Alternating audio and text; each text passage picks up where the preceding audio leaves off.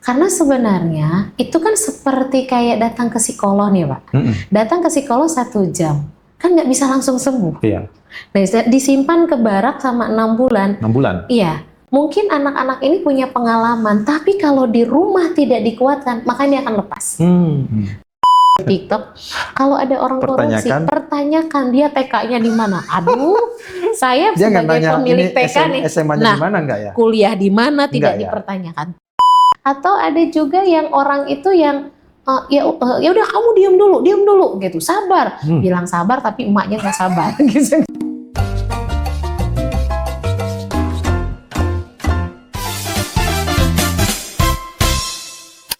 Halo, Assalamualaikum warahmatullahi wabarakatuh. Kembali di Asmen Tol, ceritain aja. Dengan saya, Hatta Tahir. Kali ini kita kedatangan tamu istimewa, seorang perempuan inspirator. Ya, beliau seorang pendidik, dosen, kemudian juga penggiat sosial. Seperti apa kisah perjalanan hidupnya dan apa inspirasi-inspirasi dari beliau. Kita langsung berkenalan dengan Ibu Neneng Kurnia. Iya. Ibu Neneng. Teh Neneng. Biar nampak lebih. Iya gitu, Teh Neneng. Ya, selamat datang.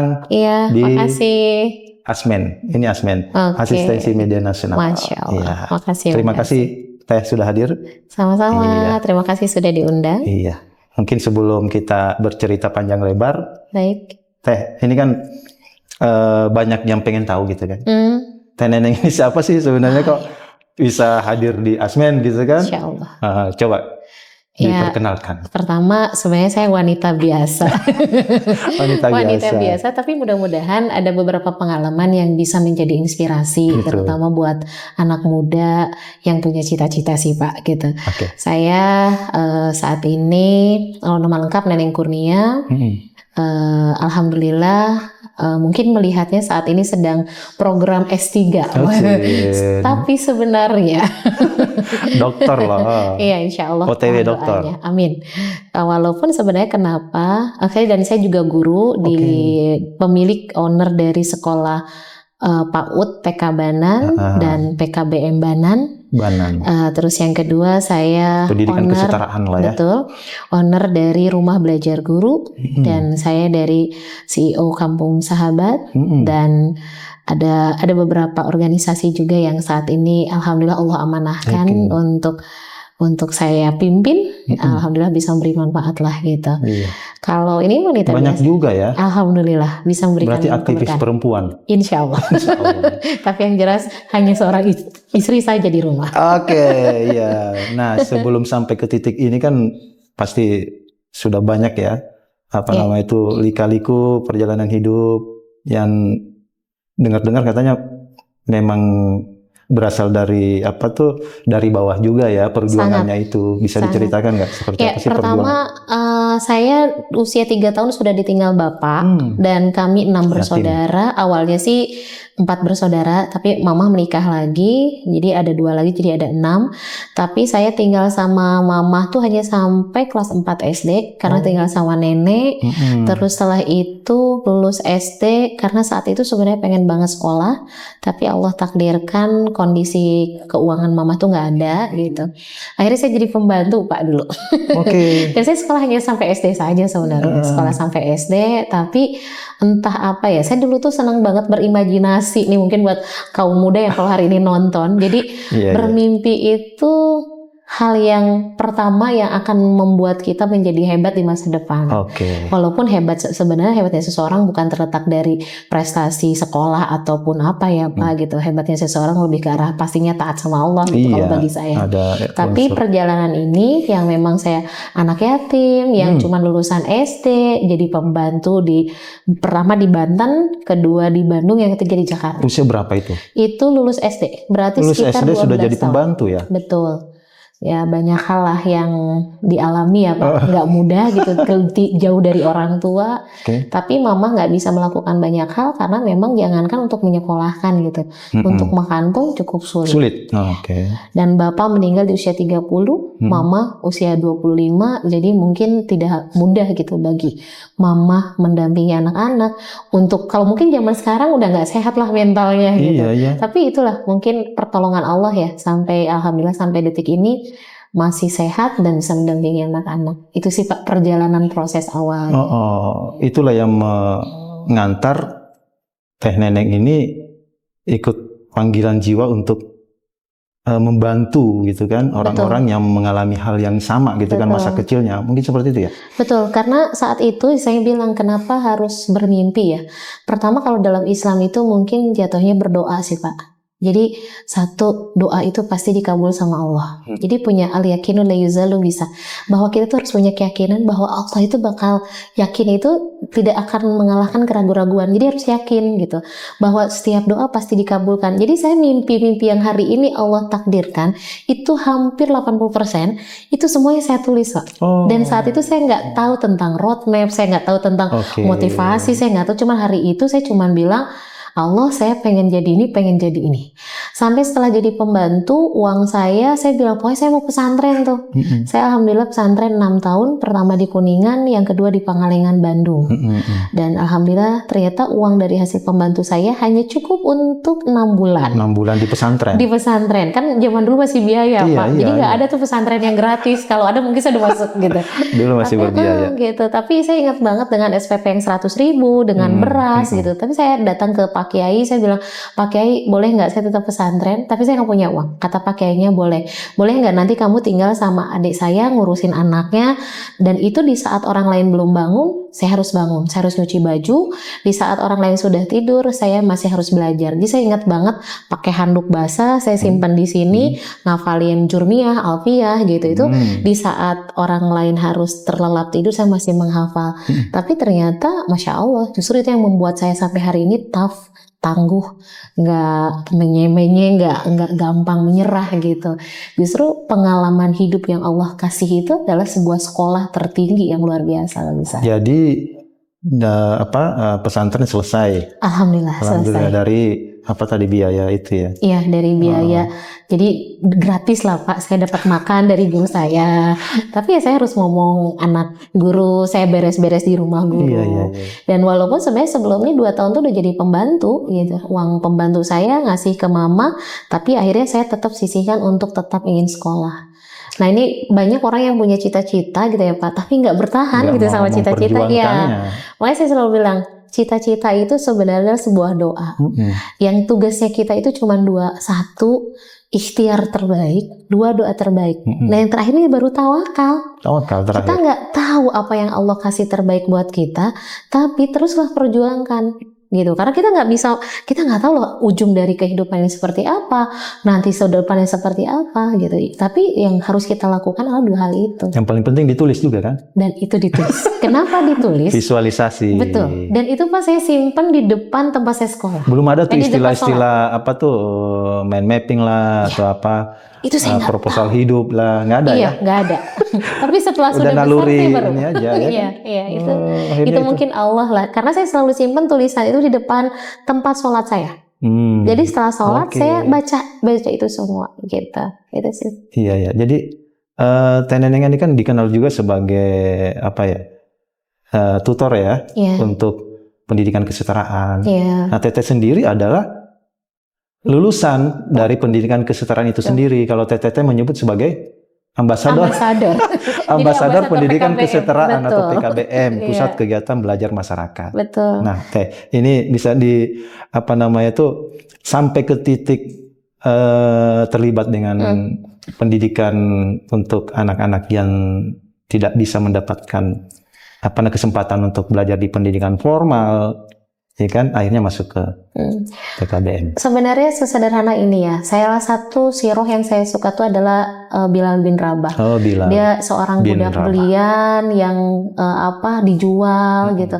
Tiba-tiba ada seorang sahabat bernama Abu Bakar dan membebaskan Bilal bin Rabah. Dan saya bilang saat itu dulu saya adalah Bilal. datang di Abu Bakar yang memberi kesempatan kepada saya, yang memberi ruang kepada saya untuk menjadi hebat. Dan hari ini alhamdulillah Allah takdirkan saya menjadi Abu Bakar. Jadi saya berharap banyak Bilal-Bilal yang saya dampingi kelak akan menjadi Abu Bakar.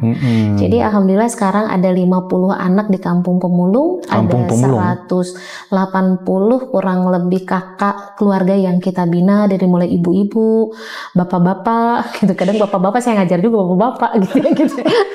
Begitu sulitnya ya ngajar bapak-bapak. Terus anak-anak dibantu dengan beberapa teman-teman yang alhamdulillah ada Kak Kiki, ada Kak Iza yang membantu saya di Kampung Sahabat, salah satu tempat saya memberikan kebaikan ya gitu. Selain memang dari Banan, ada di Kampung Pemulung yang alhamdulillah ada anak yang sudah saya kuliahkan juga. Ada yang sudah bekerja. Berapa tahun berarti? Kalau di Kampung Pemulung itu kurang lebih 7 tahun lah. tahun. Iya. Karena Banan berdiri 8 tahun, hampir berbarengan dengan Banan. Jadi waktu itu Banan dengan orang tua yang berada, maka saya subsidi silang. Jadi saya kasih untuk di Kampung Pemulung. Dan ada sekarang tuh saya sudah nggak harus terlibat gitu, karena orang-orang yang ada di Kampung Pemulung itu mereka saya ajarin ngaji. Sekarang yang ngajar ke mereka adalah mereka. Oke, jadi yang dididik itu udah jadi alhamdulillah. Jadi saya tinggal mantau di grup. Iya. Jadi sebulan sekali lah paling saya ketemu. Anak-anak juga udah kakak-kakak mentor yang megang, paling melihat progresnya. Paling karena di sana tuh kondisinya memang deket penginapan yang begitu. Terus ada juga tempat biliar atau inilah gitu. Sangat rentan dengan kejahatan. Kampung Pemulungnya di mana itu? Di Pinang Ranti. Itu juga. Terus ada anak yang kemarin kasus yang sempat diperkosa juga gitu. Ya alhamdulillah. Ya banyak trouble lah ya. Tapi alhamdulillah kita bisa, kalau saya bilangnya gini, kita tidak tahu ya amal mana yang akan diterima oleh Allah. Yang jelas lakukan aja banyak kebaikan. Itu sih Pak. Dan saya ngerasa pernah di posisi itu, makanya punya semangat itu. Semangat. Dan tidak semua orang mau seperti itu kan? Ya, betul. Ya kan, menjalani proses yang Teteh lakukan kan, mau capek-capek gitu kan, ngajar orang tua lah, orang yang kehidupannya trouble dan lain sebagainya. Jadi pengalaman-pengalaman yang pahit semasa kecil itulah yang memanggil jiwa Teh Neneng untuk mau juga kan berbagi dengan yang lain yang merasakan hal yang sama. Betul. Teh, yang paling pengalaman yang paling dirasakan ketika menjalani pekerjaan sosial lah ini kan? Apa? Ketika situasi apa gitu? Saya pernah waktu itu di Kalijodo ada 5 preman yang itu seru sih. Jadi buat saya sih bukan berat ya, lebih ke arah seru aja. Pertama karena saya suka tantangan, terus yang kedua memang dulu pernah belajar ilmu bela diri juga. Ada. Jadi dakwah di kosong-kosong tempat banget. Makanya berani masuk. Iya, jadi dakwah di tempat itu tuh tetap penuh persiapan. Persiapan juga. Dari persiapan iman pasti yang paling utama, persiapan fisik juga. Jadi pas datang masuk itu kan di Kalijodo tuh waktu zaman dulu ya, kalau sekarang sudah berubah ya. Kawasan preman situ. Gitu. Dulu ya. Dan itu saya menyaksikan anak-anak benar-benar di kolong jembatan, dan sebelum masuk tuh saya didatengin 5 preman gitu. Dan tapi saya karena sudah sempat punya pengalaman kalau ketemu sama orang, saya tuh bawa korek api, bawa rokok, itu udah pasti. Saya bukan merokok sebenarnya gitu, buat bahasa persahabatan. Bahasa persahabatan gitu kan. Alhamdulillah diterima, walaupun di hari pertemuan pertama tuh sempat banyak curiga. Sebenarnya bukan berat ya, saat itu cuman berpikirnya gini, saya punya niat baik, insya Allah caranya baik. Iya, caranya baik. Tidak mungkin Allah tidak bantu apa yang saya niatkan. Jadi rintangan atau hal-hal yang besar sedang dialami pun ya, saya yakin Allah akan membantu. Dan kalau Allah takdirkan hari itu ada sesuatu yang terjadi kepada saya, insya Allah saya meninggal dalam keadaan baik. Gitu udah sampai ke situ lah titik ininya, pemahamannya gitu kan. Tapi akhirnya preman itu nerima gimana tuh? Komunikasi, dan ternyata sampai sekarang mungkin saya mau komunikasi gitu. Dan kalau ada saya tuh udah kayak bos aja. Sip. Oke, sebelum kita lanjut, kita rehat dulu ya kita. Baik, Oke. izin. Ayo silakan minum dulu. Ini kayaknya agak sesuatu yang berbeda Iya. nih. Oh iya, ini apa nih Pak? Liquil ya? Liquil. Liquil. Ini salah satu alternatif minuman ya? Iya, di samping minuman yang lain alternatif betul. Iya, alternatif. Liquil ya. Kembali lagi di Asmen Talk, ceritain aja masih dengan Teh Neneng Kurnia di sini. Teh, tadi kan sempat cerita tentang pengalaman mengharukan. Nah, sekarang pengalaman menegangkan ketika melakukan pekerjaan-pekerjaan sosial di daerah-daerah yang rawan. Coba diceritain kayak gimana, Teh? Mungkin yang pertama kalau itu yang tadi dicerita ya di daerah yang tadi ketemu yang kayak tadi, sebenarnya walaupun secara pribadi karena yang pertama saya suka tantangan Pak. Jadi buat saya mungkin buat orang lain menegangkan, buat orang lain berat, tapi karena saya suka tantangan justru di situ yang membuat saya termotivasi gitu. Paling salah satu, saya kan dulu pernah jadi relawan di ini ya Pak, di tempat bencana. Dulu dari awal 2004 di Banda Aceh. Bencana di Aceh. Di Aceh, tsunami, Padang 2009 atau 2010, terus Lombok, Palu, dan pokoknya setiap ada bencana di situ adalah salah satunya saya selalu ada. Walaupun saya spesialnya lebih ke arah mendampingi anak-anak dari sisi psikologi lah, walaupun ya alhamdulillah saya justru dapat ilmu tentang dapat pelatihan-pelatihan, walaupun saya latar belakangnya bukan psikologi, tapi dapat ilmu bagaimana menemani anak-anak korban bencana, lebih ke arah pendampingan trauma kali gitu. Trauma healing. Betul. Dan saya hadir, dan buat saya itu karena memang kadang kita hadir kan di awal-awal ya Pak. Itu tuh ya ngalamin tiba-tiba gempa, tiba-tiba waktu pernah saya di Aceh tuh sampai kita lagi tidur tuh ngegeser semua gitu. Terus waktu di Jawa tuh apa ya namanya, saya Banjarnegara, itu di posisi di jalan, di atas jalan ini kita di tengah dan dalam kondisi pecah ininya, belah. Ini gempa ya? Ya apa namanya, jalan ya. Dan itu hujan besar, saat itu cuman bisa berzikir, ya bahasanya kalau memang hari ini adalah hari terakhir semoga dalam posisi kebaikan. Nah itu mungkin agak menegangkan bagi saya dibandingkan ketemu preman, menegangkan gitu Pak. Karena di alam. Ini ya menegangkan ketemu preman. Betul, kalau bagi saya. Kalau preman masih saya ya adalah gitu. Masih bisa dikendalikan gitu. Tapi kalau alam kan murni satu-satunya yang bisa hanya tawakal aja. Iya, betul. Satu-satunya gitu. Itu sih Pak kalau yang sudah saya. Kalau preman masih bisa diajak komunikasi. Betul. Kalau dia nggak lagi minum-minum sih aman. Gitu. Iya. Nah itu bisa sampai ke titik itu, tawakalnya itu ya kan. Betul. Siapa sih yang membentuk sampai sebegitu ya tawakal lah ya, maksudnya. Betul. Dibilang urat takutnya udah hilang nggak juga ya? Enggak. Masih ada ya? Ada. Gitu. Siapa sosok yang membentuk karakter? Yang saya rasa sih mungkin pertama takdir Allah ya Pak. Allah yang menguatkan. Walaupun satu, saya merasa, saya yakin ibu dan bapak saya punya banyak kebaikan. Mungkin dalam kesederhanaannya beliau, saya pernah dengar bahwa bapak saya itu ahli sedekah. Jadi setiap ketemu orang yang kenal bapak saya selalu bilang, wah bapaknya Neng mau baik banget katanya. Dan mama pernah cerita juga, iya bapak itu sama orang yang nggak kenal saja itu suka ngajak makan, ngasih ongkos gitu. Dan itu saya lakukan hari ini. Jadi banyak orang-orang di luar kota yang sedang nggak kenal nginep di rumah saya anterin, saya jemput gitu. Karena saya mendengar hal itu, dan mungkin bisa jadi pertama doa-doa mereka, kebaikan-kebaikan orang tua yang Allah memberikan banyak hal kepada saya dan pengalaman sih Pak. Dua yang pengalaman. Terus yang ketiga, saya bertemu, Allah takdirkan dengan guru-guru yang luar biasa. Yang pertama ada guru saya di Kuningan.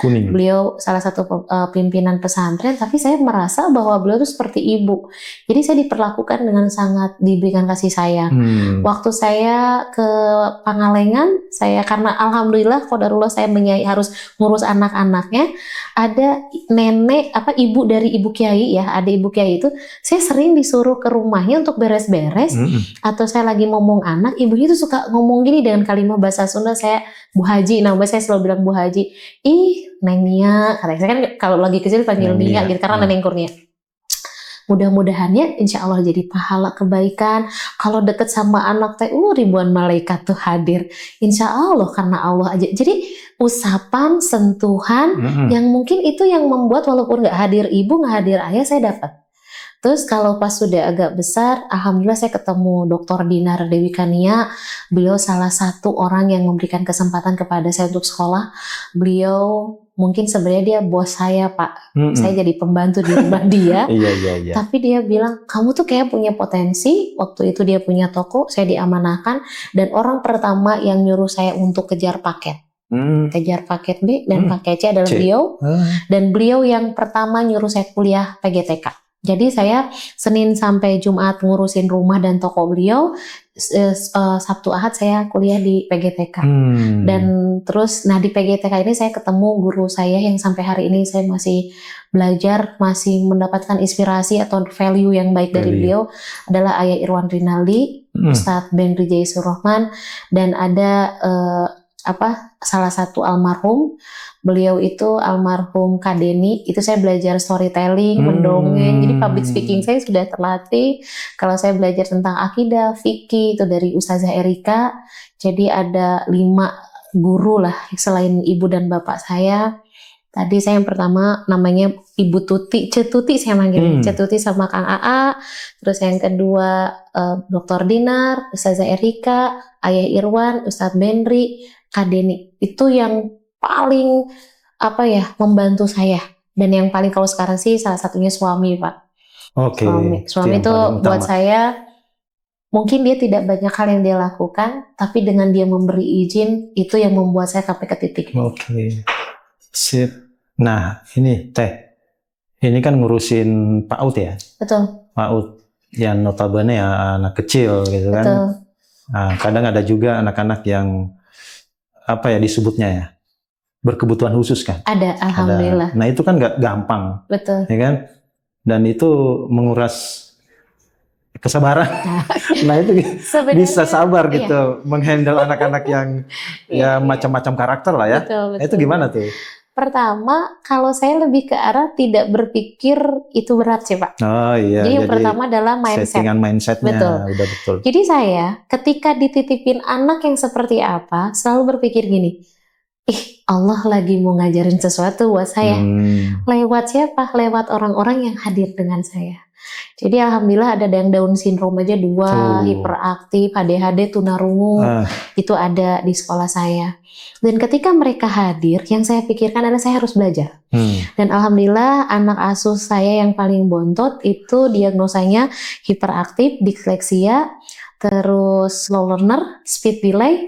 Dan dulu waktu usia awalan bersama saya tuh usia 3 tahun tuh jalannya miring. Alhamdulillah dia bisa baca di usia kelas 6 dan sekarang mulai pesantren. Dan ketika dia hadir, ibunya meninggal waktu itu kanker payudara dan sekarang menjadi anak saya. Jadi tinggal saya mengasuh 6 lah ya Pak di rumah, dan itu anak yang bontot saya ini. Ketika hadirnya anak ini, justru ini adalah peluang saya untuk belajar. Jadi alhamdulillah saya kenapa ada paket A, itu salah satunya selain ada anak Pinang Ranti, ada anak ini Pak. Gitu.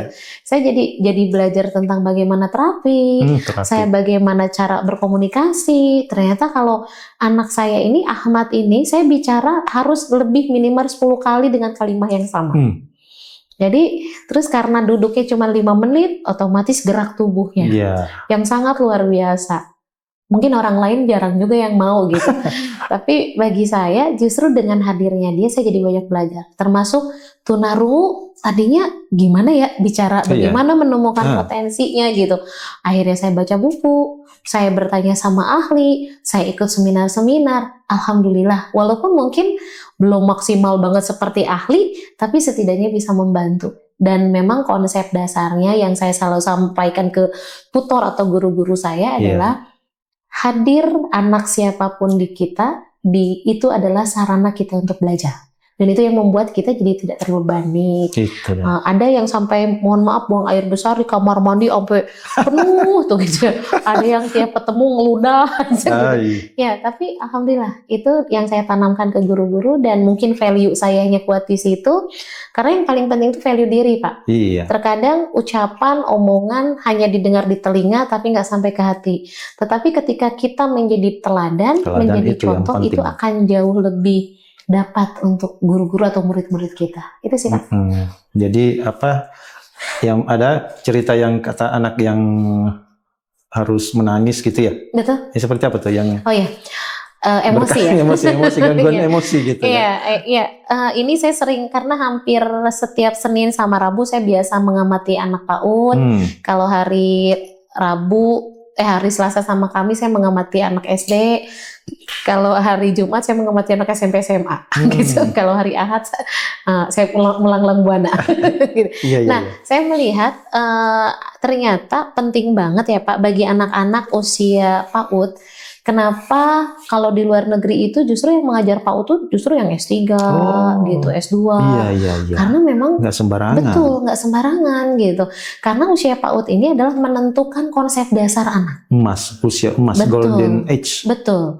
Golden age pertama gitu. Selama anak sampai 15 tahun itu sebenarnya peluang untuk berubahnya besar. Tapi kalau di atas 15 tahun bukan berarti tidak bisa berubah, tapi sangat sulit gitu. Ya mungkin kalau sudah dewasa kan sudah terlalu banyak informasi yang didapat gitu. Nah, kenapa tadi saya bilang saya ngamatin anak-anak, ini salah satu yang saya baru tahu efeknya tuh luar biasa ketika sudah besar. Jadi anak itu ketika marah, sedih, kecewa ada yang nangis. Ada yang mukul, Pak. Kan ada yang kalau marah kesel mukul gitu. Terus ada juga yang diem aja di pojokan gitu. Ada juga yang ngamuk-ngamuk dengan kata-katanya yang kasar atau gimana gitu. Berbagai itu udah ya. Nah, biasanya orang dewasa tuh cenderung yang udah kamu diem, satu bisa dialihkan. Oh yaudah kita main ke sana ya. Nah gitu terus. Atau ada juga yang orang itu yang ya udah kamu diam dulu gitu, sabar. Bilang sabar tapi emaknya nggak sabar gitu. Paradoks. Iya, padahal akhirnya saya dengan ilmu dan saya bertanya sama guru-guru saya sering mencoba berteman sama anak-anak, terus saya selalu memberi kesempatan, memberi ruang menyelesaikan emosi. Itu kan emosi, Pak. Iya. Nah, kenapa ada orang dewasa mudah marah? Ada orang dewasa yang punten ya Pak, media sosial itu kan menjadi alat narsis gitu ya. Karena mungkin dia tidak selesai dengan dirinya. Tidak mendapatkan itu. Nah, ada satu anak tuh dia cuma datang ke sekolah, maaf, aku yang pertama bukan. Bukan, nak. Kamu yang kedua, nangis 1 jam. Harus yang pertama ya. Betul. Dan itu nangis 1 jam, mungkin saya bisa. Ya udah nggak apa-apa Kak. Kamu yang kedua juga nggak apa-apa. Tapi saya kasih ruang dulu Pak. Dia butuh ruang untuk menangis. Dan setelah itu dalam waktu 1 bulan saya amati dari menangis 1 jam sampai 5 menit. Dan waktu pas 1 jam itu saya cuma bilang setelah dia selesai, saya tanya, abang sudah selesai menangisnya? Sudah Umah. Mau minum? Mau istirahat dulu? Saya hapus. Saya mau dipeluk sama Umah gitu. Itu sampai selesai sampai ada, udah boleh nggak abang? Umah kasih usul sama abang. Iya Umah, kenapa? Besok kalau abang menangis, kalau bisa abang jangan terlalu kenceng. Nanti tenggorokan abang sakit. Nanti abang batuk deh nggak ada suaranya. Terus yang kedua boleh nggak kalau boleh usul abang pas lagi menangis tidak terlalu kenceng. Atau abang juga nggak terlalu lama. Kalau terlalu lama temennya udah berkegiatan, abang masih nangis. Gimana bang? Iya.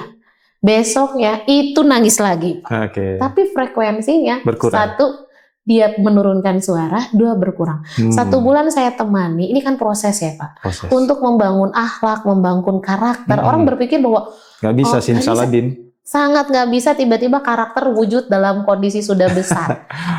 Bapak boleh lihat di sekolah saya. Bagi saya memakai kaos kaki, membuka kaos kaki dan digulung, dimasukkan itu penting dan alhamdulillah sudah menjadi akhlak.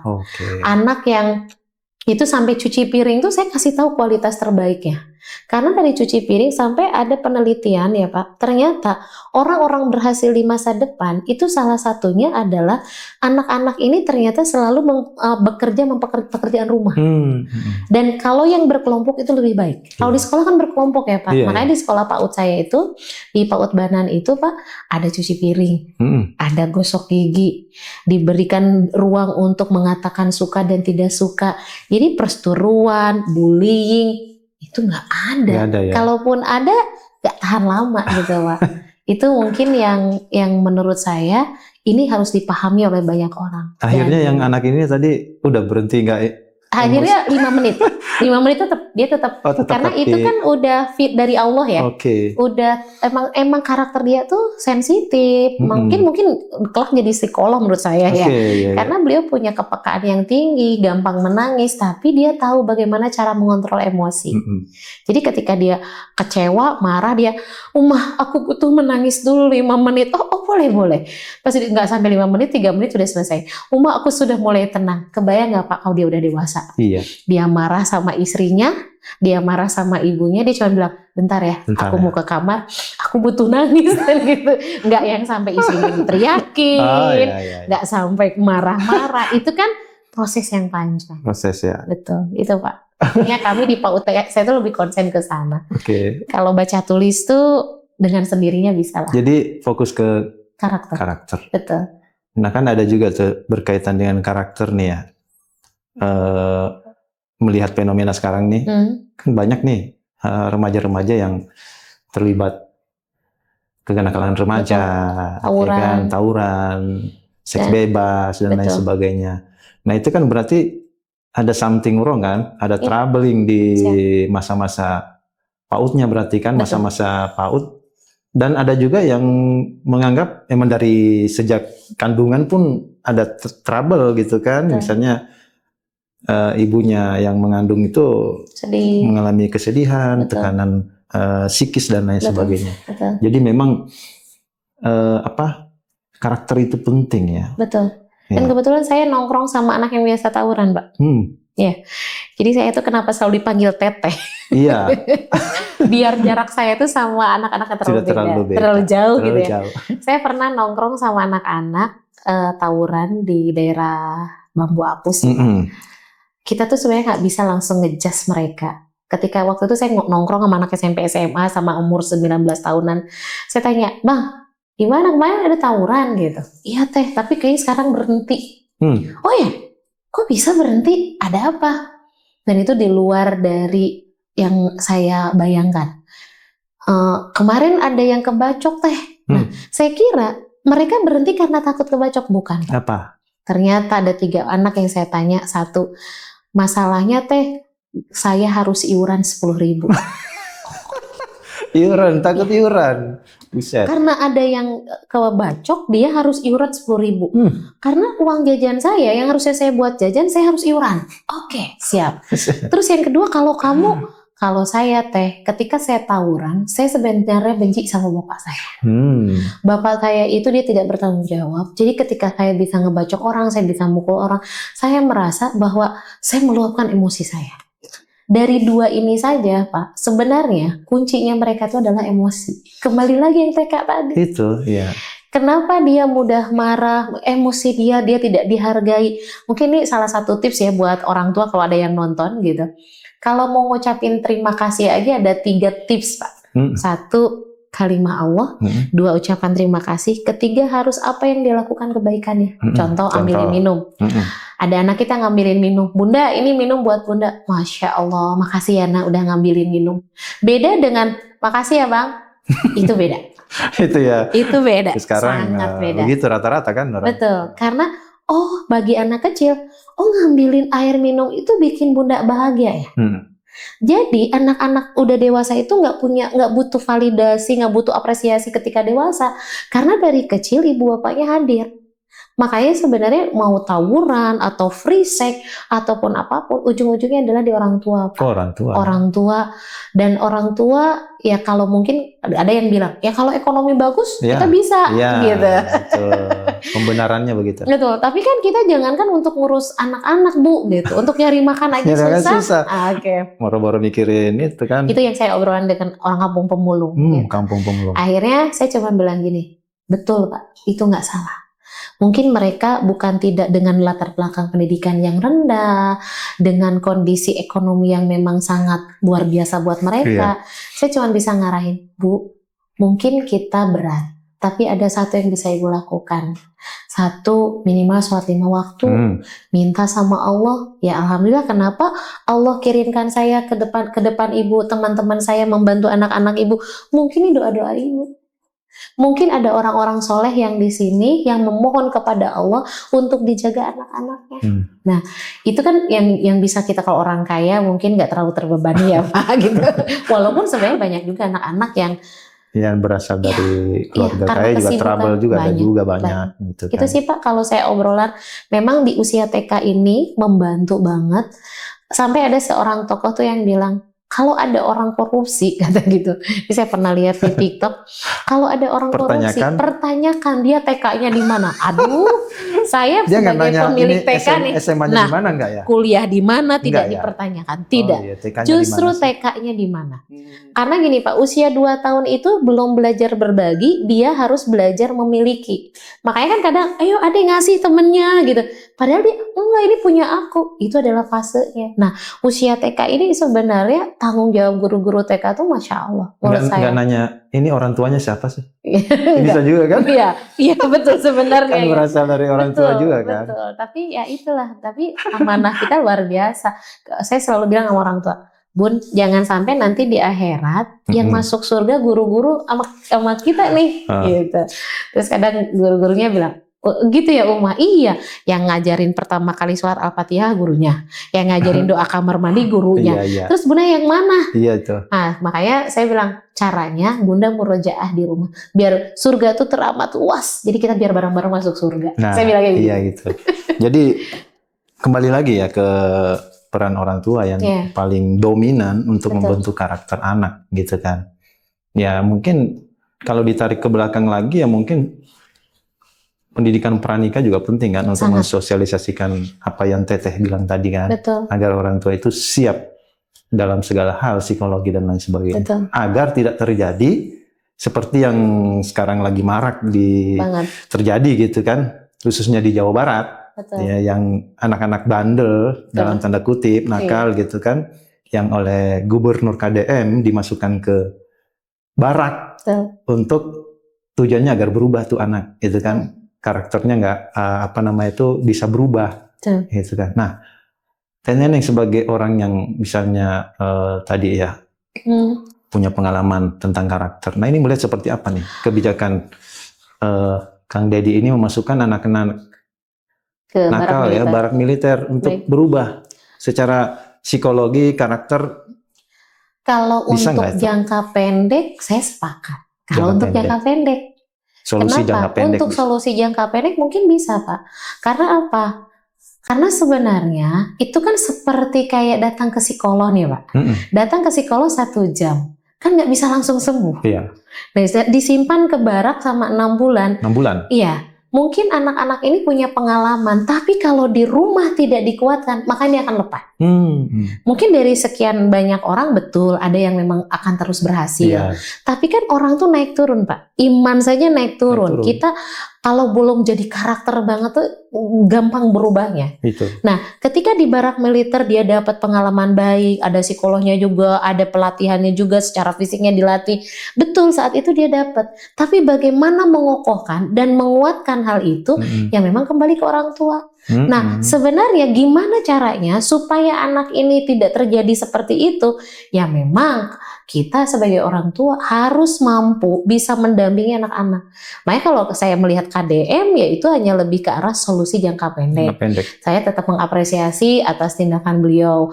Walaupun mungkin kalau boleh usulan nih Pak Gubernur, semoga ya Pak Gubernur mungkin lebih memberikan ruang untuk para orang tua belajar tentang ilmu keluarga. Itu ya. Itu. Jadi ya itu tadi kata Bapak. mungkin pranikah gitu. Itu. Kadang untuk menjadi ibu nggak ada sekolahnya, Ya. untuk menjadi ayah nggak ada sekolahnya gitu. Nah kalau sekarang kan udah marak ya Pak ilmu-ilmu parenting, ilmu psikologi, walaupun tetap harus bijak melihatnya gitu. Nah itu cukup membantu kepada kita. Oh bagaimana bicara sama anak, mengokohkan hadirnya ayah tuh sangat penting. Makanya guru saya ini Ayah Irwan dan Ustadz Bendy itu beliau tuh konsen banget Pak untuk tentang pentingnya peran ayah. Peran ayah karena ternyata banyak fatherless di Indonesia, anak-anak yang haus ayah, dan rata-rata yang konseling sama saya itu anak-anak yang salah satunya adalah jauh dari ayah, dan ketika dia punya masalah ayahnya hadir Pak, itu lebih cepat menyelesaikannya. Berarti tadi solusinya itu jangka pendek. Betul. Jangka panjangnya agar anak ini tetap bisa berubah, ya kembali lagi ke orang tua kan. Betul. Orang tua juga harus, ya orang tua nggak usah dimasukin di barak, tapi mereka nanti yang belanja masuk barak. Iya gitu kan. Mak pada mau nih. Iya, jangan sampai 6 bulan sudah selesai, sudah selesai juga di situ. Harusnya ada treatment berikutnya ya, biar anak ini tetap dalam koridor kebaikannya. Betul. Nah, ini ada pertanyaan lagi dalam konteks hak-hak anak. Gitu dan psikologi perkembangan, apa kira-kira ada kekhawatiran atau ada yang perlu diperhatikan dalam kebijakan yang tadi, yang Pak KDM tadi? Ya sebenarnya yang saya khawatirkan adalah ini kan sudah ada kos yang dikeluarkan ya Pak. Kosnya pasti. Ada kos yang dikeluarkan, ada kekhususan yang diupayakan, walaupun ya namanya sebuah kebaikan ya kita juga nggak bisa hitung-hitungan gitu ya. Tetapi sayang gitu Pak, kalau sudah melakukan kebaikan itu tapi hanya sebatas 6 bulan begitu, tapi setelah 6 bulan mungkin 1 tahun atau 2 tahun lah, habis itu pada kembali. Nah itu kan jadi sayang. Makanya tadi saya sampaikan kebijakan ini kalau untuk solusi jangka pendek saya sepakat. Tapi mungkin tetap harus dipikirkan jangka panjangnya untuk mengembalikan para ayah ke rumah, untuk mengembalikan orang tua bahwa kewajiban paling utama adalah orang tua. Kan pendidikan itu ya kayak pahamnya sudah 3 ya Pak. 1 loving, 2 coaching, 3 modeling. Loving itu bagaimana anak-anak merasakan cinta. Yang kedua bagaimana anak-anak diberikan coaching latihan pengalaman. Kalau anak kecil TK terutama Pak, harusnya kan banyak salah Pak. Nah kadang orang tua anak harus soleh dari TK gitu. Padahal soleh dan baik itu kan setelah 15 tahun, setelah dia sudah dewasa. Sebelum 15 tahun beri ruang untuk banyak salah. Kenapa? Karena disitulah peran orang tua ngasih tahu dengan anak punya pengalaman. Contohnya gelas jatuh. Nah itu kan pengalaman, coaching orang tua. Oke adik, baiknya kalau jatuh apa yang bisa kamu lakukan? Ambil sapu, ini pengalaman. Nah yang ketiga adalah modeling, menjadi model. Dan paling kuat seorang ibu, ini tidak berkaitan sama miskin atau kaya, menjadi model itu ketika seseorang paham agama Pak, insya Allah orang itu akan jauh lebih menjadi teladan. Setidaknya anaknya lihat emaknya sholat, setidaknya melihat emaknya menutup aurat, itu kan juga menjadi bagian modeling. Atau yang tadi kenapa bapak saya jadi model saya walaupun saya ditinggal, tapi dengan cerita ibu saya, oh ternyata bapak saya itu orang yang ahli sedekah, oh ibu saya itu orang yang sangat sabar. Dia mungkin nggak bicara Pak, tapi itu yang membuat saya cinta. Gitu. Ada satu hal yang saya selalu ingat, ibu saya tuh dulu kuli jadi apa Pak? Di sawah, dia pulang suka bawa timbel Pak, orang Sunda tuh ya. Timbel. Ibu saya hebatnya, dia suka cerita, dia bilang, mama tuh sebenarnya pengen makan nih timbel, tapi inget sama anak akhirnya mama nggak makan. Saat itu saya nggak empati Pak, saya makan aja, mak saya nggak makan gitu. Tapi setelah besar, itu saya termemo, saya bilang, ya Allah, ibu saya dia rela tidak makan buat anak ini ketika dewasa. Mah, pokoknya apapun yang mama mau akan saya coba untuk kabulkan.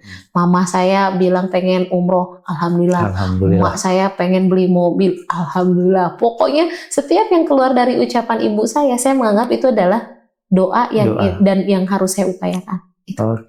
Itu sih Pak. Sip. Keren ya.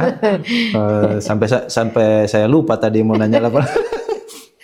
Nah ini masih tentang, berarti ini ya, KDM juga harus meninjau gitu, maksudnya barak oke, jalan, tapi harus juga memperkuat ini tadi tuh pendidikan anak-anak PAUD, TK Betul, gitu kan. betul. Bagaimana pendidikan-pendidikan ini lebih diperhatikan lagi, Betul. ya, dikuatkan lagi gitu Betul. kan. Karena disitulah golden age-nya.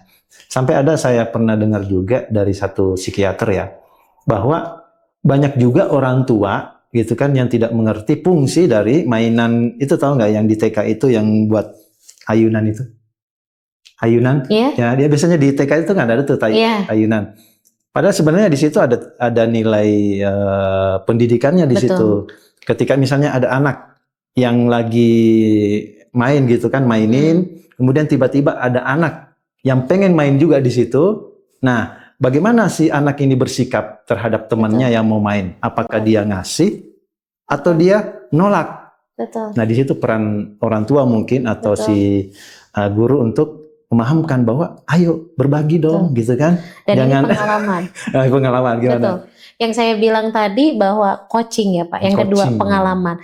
Pertama, ketika yang temannya memberikan ruang untuk boleh kamu main, satu berarti dia sudah terlatih dengan berbagi. Tetapi kalau anak ini menolak pun itu ruang. Ruang bahwa tidak semua yang kamu mau nak, yang ini nih yang kecewa, iya kan? Ya. Ini kamu belajar kecewa nih. Enggak, aku karena kalau gara gini, orang saya bilang sebelum kita ke tahap berbagi Pak, harus ke tahap memiliki dulu. Karena gini, kenapa ada orang dewasa yang udah besar tuh kurang bersyukur? Apapun yang diberikan suaminya tuh ada aja gitu. Nah ternyata saya pernah baca di salah satu buku, salah satu penyebabnya adalah usia TK. Usia TK yang dia belum saatnya berbagi, dia harus berbagi. Jadi kayak umur 3 tahun tuh Pak, itu egosentris. Sebenarnya dia, ya aku nggak boleh, kan ada gini, boleh nggak aku pinjam sepeda kamu? Usia 3 tahun, nggak boleh. Nah kadang orang tua bilang, ayo berbagi sama temannya, nanti kamu dibeliin ini. Nah ini nggak boleh.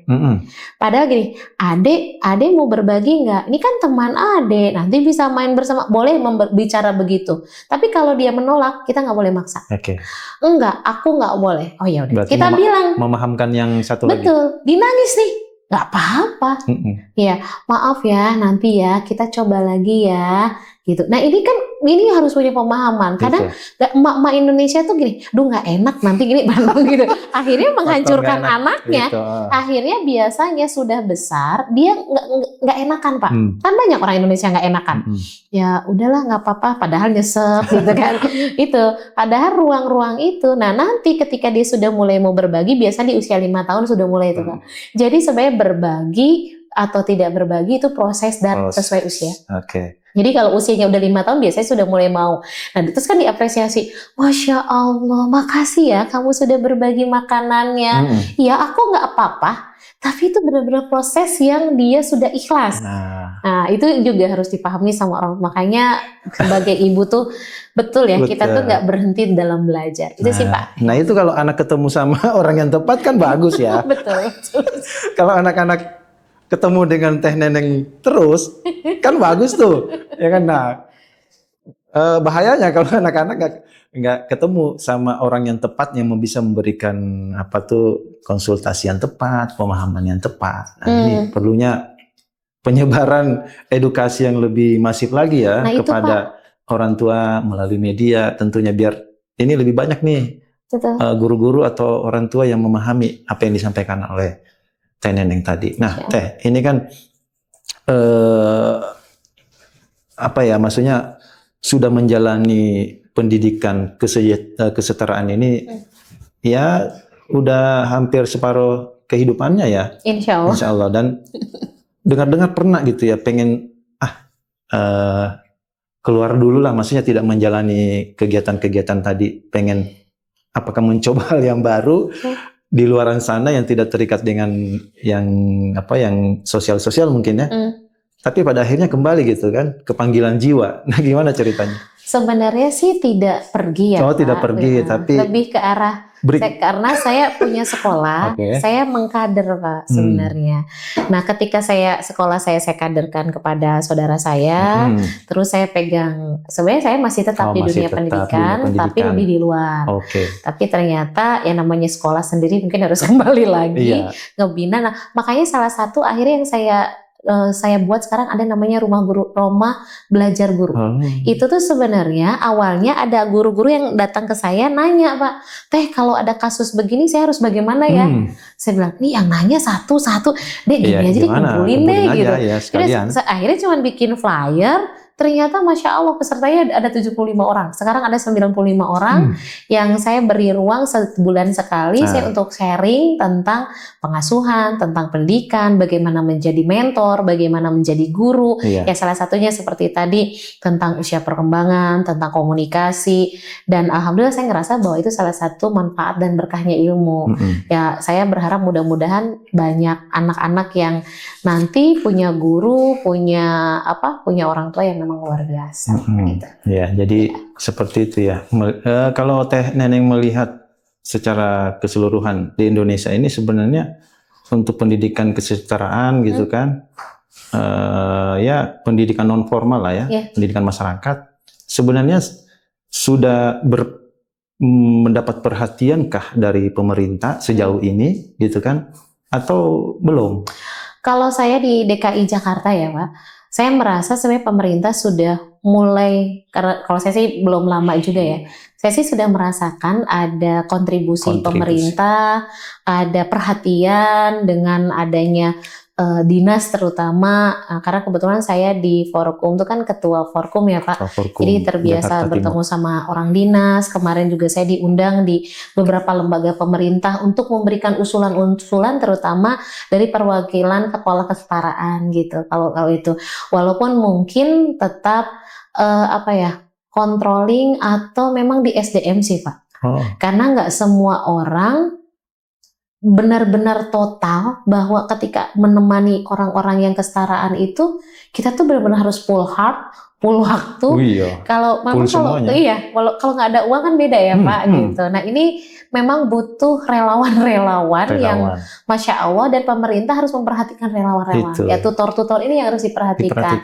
Karena kadang orang lebih ke arah fokus memberikan kepada muridnya, lupa sama gurunya. Padahal yang tadi Bapak bilang, kalau gurunya sejahtera, gurunya baik, ya insya Allah gitu.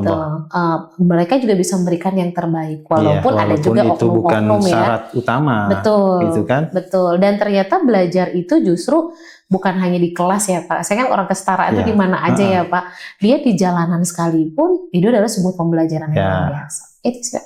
Ya, kadang idealisme terbentur juga dengan realistis ya. Realistis itu kesejahteraan gitu kan. Iya betul. Tapi insya Allah lah selalu ada jalan. Oke. Sekarang terakhir Teh nih. Baik. Ya, ini apa nih pesan-pesan dari Teh Neneng agar khususnya kepada warga didik ya di Indonesia nih, biar mereka tuh tetap semangat, kemudian tetap optimis menjalani kehidupannya gitu kan. Pertama saya tuh punya moto tuh kan bermanfaat bagi umat ya Pak. Gitu. Pertama kita tuh harus punya roadmap menurut saya. Setiap orang, setiap siswa atau mentor atau siapapun dia harus punya roadmap. Kenapa dia harus punya roadmap? Roadmap itu ada dua, satu roadmap kematian, dua roadmap kehidupan. Saya tuh Pak nulis roadmap kematian saya gini, saya selalu statement di manapun saya selalu sampaikan, karena saya ingin menjadi doa.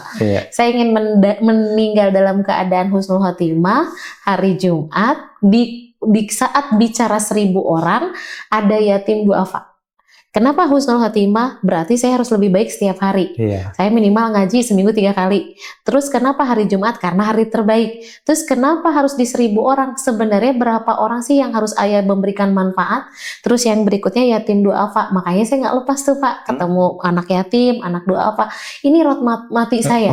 Dan saya juga punya roadmap hidup. Karir saya, ini saya tulis semua. Ketika orang sudah punya roadmap, maka dia akan berjuang. Jadi yang paling penting ketika kita tahu kelebihan, ketika tahu kekurangan, dan yakin Allah akan memberikan yang terbaik buat kita. Oke, seperti itu. Nah untuk lebih lanjutnya ya hubungin Teh Neneng gitu kan, lebih tahu bagaimana roadmap itu dan lain sebagainya gitu. Kalau mungkin bahasa lain dari roadmap adalah proposal ya. Kalau yang tadi proposal kematian, ngeri-ngeri juga ya. Kalau proposal kehidupan mungkin udah banyak, tapi membahas tentang kematian banyak yang belum mau kali ya. Nah, oke, demikian bincang-bincang kita dengan Teh Neneng, wanita inspirator kita, gitu ya. Semoga nanti next kita bisa ngobrol lagi lebih dalam lagi dengan tema yang lain. Terima kasih Teh sudah hadir di Asmen. Sampai jumpa di sesi edisi berikutnya. Dadah. Assalamualaikum warahmatullahi wabarakatuh. Waalaikumsalam warahmatullahi wabarakatuh. Yeay.